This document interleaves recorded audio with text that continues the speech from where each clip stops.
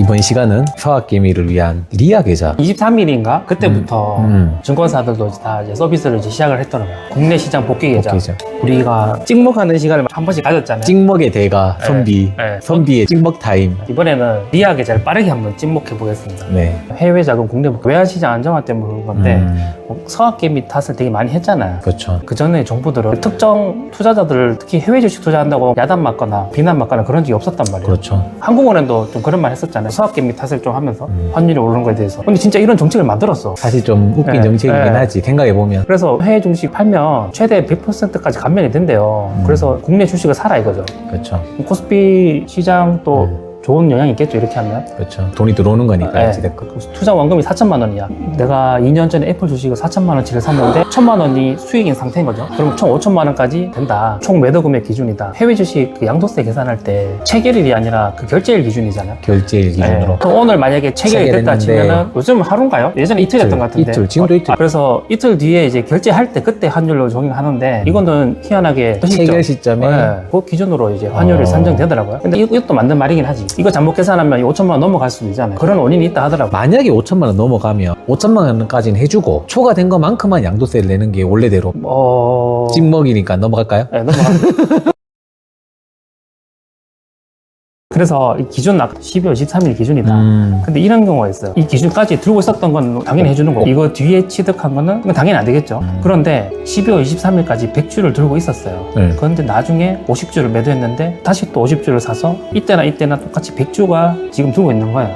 그럼 이거 해준다 이거죠. 아, 그런 건 해주고. 네, 이런 걸 해준다. 똑같은 종목인데 동일한 종목에 동일한 수량까지 해준다. 아, 근데 제가 보다 보니까 왜 하필 이 날짜고 이 이유를 안 해주는 이유를 알겠네요. 정책이 발표되고 나서 미장에 있는 돈을 국내로 옮기는 게 목적인데 이 정책을 이용해서 이 이유도 해준다 그러면 국내 자금 다시 밖에 갔다가 투자해서 수익 나면 이 정책을 이용해서 양도세를 안 내는 그런 도덕적 해이가 발생할 수 있겠네요. 그렇죠. 그렇네요. 이거 AI가 만들었다 보니까 오류가 있습니다. 시간을 적으라고. 아, 맞네. 이런 디테일이 좀 아쉽다. 증권사별로 리아 계좌를 서비스 다 시작했더라고요. 계좌 개설을 보면은 리아 계좌라고 있습니다. 그 계좌로 입고시켜야 돼요. 다른 증권사로 대체 출고도 가능하겠죠. 아, 주식을 옮겨놓고 거기서 팔아야 된다. 맞아요. 그리고 온주 단위로만 매도 가능하다. 소수점 안 됩니다. 그리고 그 계좌에서 매도 대금으로 국내 주식을 사야 돼요. 그래서 그렇죠. 1년 동안 유지를 해야 된다. 아, 1년. 네, 1년입니다. 그럼 그 계좌에서 딱 잠겨 있는 거네. 그냥. 그렇죠. 돈을 못 빼는 거예요. 그렇죠. 빼게 되는 순간 양도세를 원래대로 내는 건가요? 그렇죠. 그러면 다 100% 시기적으로 차등을 줘요. 26년 5월까지 다 매도가 된 거는 100% 감면. 6월부터 7월 말까지는 80% 감면. 그리고 8월부터 12월 말까지는 50% 감면. 아, 올해까지 계속 하긴 하는데 네. 혜택 구간이 있네요. 그래서 만약에 100% 받겠다 하면 5월까지 다 매도해야겠다. 100% 감면 받도록. 그래도 이거 보니까 올해 어쩔 수 없이 경우에 따라서 매도해서 처리를 해야 되는 자금의 개인적 흐름 때문에 어찌됐건 약간 혜택을 볼 수가 그렇죠. 있겠네요. 네. 양도세를 많이 낼 수도 있었는데 대신에 이제 1년 동안 국내 자산을 사야 된다는 표현이 좀 그렇긴 한데 족세다. 이벤트가 있어서 못 할 수도 있겠네. 돈을 많이 빼야 되는 거면 잠겨 있으니까. 그리고 코스피 코스닥 상장 주식 가능합니다. 그리고 국내 주식 80% 인상 펀드 ETF 들어가 가능합니다. 있는 펀드나 ETF. 네, 원화 예수금도 현금보유도 인정이라고 돼 있네. 될 것 같긴 해. 그리고 채권 투자 안 돼요. RP 안 됩니다. 해외 주식이 단 1%라도 포함된 혼합형 ETF 이거 안 됩니다. 또 그만큼 또 나가는 거니까. 그래서 이건 투자가 안 된다. 채권 RP 안 되는 거 신기하네. 양동이가. 예를 들어서 나는 이거 말고도 연금 계좌도 들고 있어. IRP. 또 ISA 절세 계좌도 들고 있어. 이걸로 만약에 타이거 미국 S&P 500 매수하면 까입니다. 들고 있는 건 괜찮은데 매수하면. 그러니까 26년 1월 1일 이후에 모든 순매 수익을 합산하는 거예요. 그러니까 올해 1월 1일부터. 그럼 내가 만약 리아 계좌 거기서 5천 원에서 5천 정리했어. 나 이걸 혜택 받는다 생각했어. 근데 이 돈 말고 다른 데에서 IRP에서 타이거 무슨 샀어. 까입니다. 그것도 까인다고? 까입니다. 그럼 뭐야 그게? 그래서 이런 문제가 있어요. 26년 뭐 1월 한 10일에 IRP로 S&P 500을 샀어. 그리고 나중에 리아 계좌 마음에 들어 해서 5월 달에 해외 주식 팔고 국내 주식 샀어.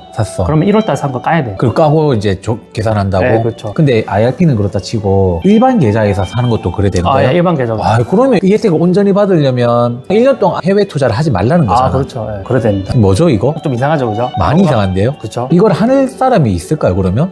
있을 수도 있을 것 같아요. 상황에 따라서. 네, 상황에 따라. 그 상황은 뒤에 가서 한번 자세히 한번 얘기해 보죠.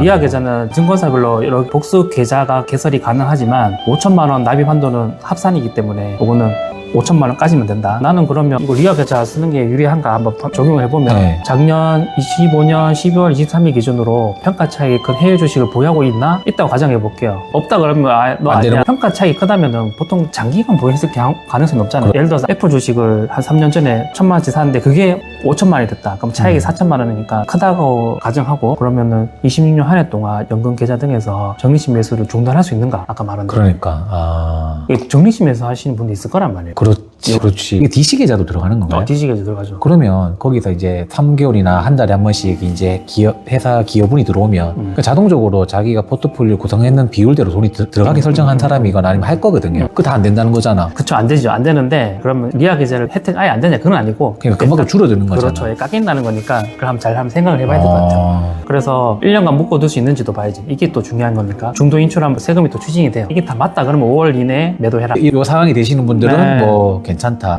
그래서 차익이 크면은 양도세가 부담이 될 수 있잖아요. 그렇죠. 근데 1년 이상 건드리지 않아도 되는 요이 자금이 네. 이런 거 다 만족하셔야 돼. 심지어 근데 여기서 빠질 게 뭐냐면 1년 이상 건들면 안 되잖아요. 매도는 했는데 케이스가 나 이제 넘어와서 국내 주식 할래 라든지 아니면 팔고 나서 한동안 미국장이 안 좋을 것 같아 라고 판단하시는 분, 그런 분이어야 되겠네. 팔고 났는데 이것 때문에 자기 사는 위장이 종목이 더 날라가. 그럼 어떡해. 그러한 투자 판단도 하고 계신 분들한테 그쵸. 적합한 거겠네. 그래서 예시를 들어볼게요. 5월까지 100% 기간별로 차등을 두죠. 가중치가. 그런데 내가 리아 계좌 안에 기간별로 이렇게 각각 4천만 원을 매도를 했어요. 전체 매도 금액이죠. 네, 전체 매도 금액. 거기에는 우리 원금이 있을 거고, 그리고 거기에 따른 필요경비, 수수료나 이런 것들, 이거 다 차감하고, 그 순수 세금이 매겨지는 양도소득 금액은 1,000만 원, 400만 원, 400만 원, 1,800만 원이 됩니다. 그런 리아 계좌 외에 다른 계좌를 거래를 했어요. 그 계좌가 6월, 7월에 1,000만 원을 매수했어요. 그러면 다른 계좌에서 산 거는 까인다고 그랬잖아요. 그러면 다 까이는 게 아니라 이것도 그 시기별로 차등을 둬서 가중치로 까이더라고요. 그래서 매도한 것도 80%만 적용이 되는데 매수한 것도 80%만 이렇게 된다. 그래서 계산을 해보면 가중치로 두면 매도 금액은 총 3,300만 원이다. 양도소득 금액. 공제액 역시도 가중치를 둬서 똑같죠, 사실. 해주고. 요거 보면 될 것 같아요. 네. 요거. 그 다음에 요게 550만 원이다. 그럼 조정 비율은 3,300만 원 중에 다 해주는 게 아니라 요거 까야겠죠. 요거 샀는 거, 그거 깎는 게 83.33% 된다. 100% 해주는 게 아니라 가중치 둬서 종인받는 비율은 83%다. 그래서 최종 공제세액이 1,520만 원 곱하기 83.3%가 되는 거예요. 그러면 총 네가 혜택 볼 수 있는 거는 1,266만 원이다. 그러면은 1,000만 원, 400만 원, 400만 원 더해서 빼기 기본공제 250만 원 하고 여기에 이 최종 공제세액이 들어가는 거예요. 네. 여기에 양도세율 22%, 원래는 20%인데 지방세 2%에서 22% 계산하는 거예요. 원래 이 공제 안 받았으면은 대략 한 341만 원 정도 나와요. 저 정도 양도했으면 네. 340 세금을 낼 거를 네. 지금 62만 원 냈으니까 네. 한 270 정도 절감을 했다는 거잖아요. 그렇게 생각하면 양도소득세 어차피 5천만 원밖에 안 되잖아요. 애매하지 않습니까? 이게? 네, 그죠? 애매하네요. 네, 그죠? 그리고 좀 많이 가지고 계신 분들은 1년에 그래도 기본 공제 250씩 좀 꾸준하게 정리했다가 다시 사드리고 뭐 이렇게 하시는 분도 있는 걸로 알고 있어요. 그거를 좀 이용하는 개념으로 하자고 해도 그 돈을 또 바로 활용할 수가 없으니 해외까지 살 수 없으니 또 그런 측면에서도 활용하기가 애매한 것 같고 하여튼 그렇습니다. 그래서 할 거냐? 지금까지 제 느낌은 네. 물론 제가 미국 뭐 투자를 하고 있진 않지만 저는 안 합니다. 왜 안 하죠? 일단 미장에 투자한다는 계신 분들 대부분이 장기 투자이거나 국장 투자를 선호하지 않을 것 같은데 양도세 이거 좋은데? 라고 했다가 1년 묶여놔야 돼? 여기서 일단은 다 그죠. 엘롱되면서 그거 외에 다른 계좌에서도 매수하는 거를 까내? 거기서 이미 딱 손을 놓을 것 같아요. 맞아요. 달러 원화로 유출을 바꿔서 철저하게 못 나가게 철저하게 못 나가게 한 건. 근데 저도 안 할 것 같아요. 네. 정부는 하라고. 하나 하는데 어. 이거 할 사람 누가 있겠어요? 어. 있을 수 있겠지만 언젠가는 차익 실현을 해야 그렇죠. 되는데 지금 해외 주식 그 증권사별로 이벤트 게시판을 들어가면 네. 해외 주식 이벤트가 다 마른 거 다 하십니다. 없죠. 그죠. 하지 말라고 했었잖아요. 막 뉴스에서 좀 나오고. 이 리아 계좌가 나오는 것 자체가 이 모든 거 하지 말라잖아요. 그렇죠. 증권사가 말을 제일 잘 들어요. 이벤트 다 없앴습니다. 그리고 리아 계좌 이벤트 나왔습니다. 국내 주식 이벤트 나오고. 키움증권도 아예 그냥 이 카테고리 자체가 없어요. 삼성증권 해외 주식 아예 없죠. 진행 중 이벤트가 없습니다. 이게 참 그런 게 사실은 증권사 입장에서 해외 주식을 사람들이 많이 할수록 돈을 더 많이 벌거든요. 국내 그런가요? 주식보다. 왜냐면 한전 수수료도 있잖아요. 그래서 해외 주식을 많아지면서 증권사 이익이 굉장히 늘어났어요. 굉장히 하고 싶은 건데 힘센 정부에서 이제 이야기하는 거니까. 그래서 결론은 정복하지 말라는 거 무조건 해야 됩니다. 필수 공식입니다. 부동산도 그렇고 그렇죠. 만약에 결혼하신 분들은 요거 지금도 많이 하시잖아요. 그 배우자 주식 증여하고 1년 후 매도하면은 예를 들어서 내가 1,000만 원치를 샀는데 양도 차익이 4천만 원이야. 5천만 원을 똑같이 양도하는데 그 네. 4천만 원에서 세금이 매겨지잖아요. 물론 시기적인 차이가 있을 수는 있어요. 근데 꾸준히 우상향하고 내가 장기적으로 보유하고 싶은 주식이 있다. 그러면 지금 당장 그걸 팔아서 현금화 시킬 수는 없지만 예전에는 그게 가능했는데 몇 년 전부터 바뀌어가지고 부동산에 적용되다 2월 가서 주식에도 적용이 돼서 그 증여하고 1년 후에 매도하면은 내가 증여한 당시에 그 평가 기준액이 배우자의 취득가액이 되고 그리고 1년 뒤에 매도하니까 거기에 따라서 양도 차익이 발생하는 거는 내 취득가액이 아니라 배우자가 증여받았을 당시에 그 취득가액이 되기 때문에 내 기준에서 우리 부부가 한 몸이잖아요. 배우자가. 그렇죠. 내가 양도세를 감면받는 효과가 나온다. 그래서 물론 1년이라는 시간이 생겼어요. 그거 막으려고 정부에서는. 근데 부동산 같은 경우에는 지금 뭐 10년인가 막 그럴 거야. 그거에 비하면 1년이면 금방 지나갑니다. 사실. 그래서 배우자 증여 1년간 6억까지 해주기 때문에 이게 있는데 이걸 한다는 거는 5천만 원 하기에는 배우자가 있으면 차라리 주식 증여를 해놓고 그거에 대해서 양도세를 줄이겠다는 거잖아요. 근데 만약에 나 혼자다. 혼자인데 여자친구한테 됩니까? 여자친구 안 되죠. 사실혼 관계 안 되고 안 됩니까? 법률적 혼인 관계가 되는데 결국에는 이걸 하는 이유가 환율 때문이잖아요. 그렇죠.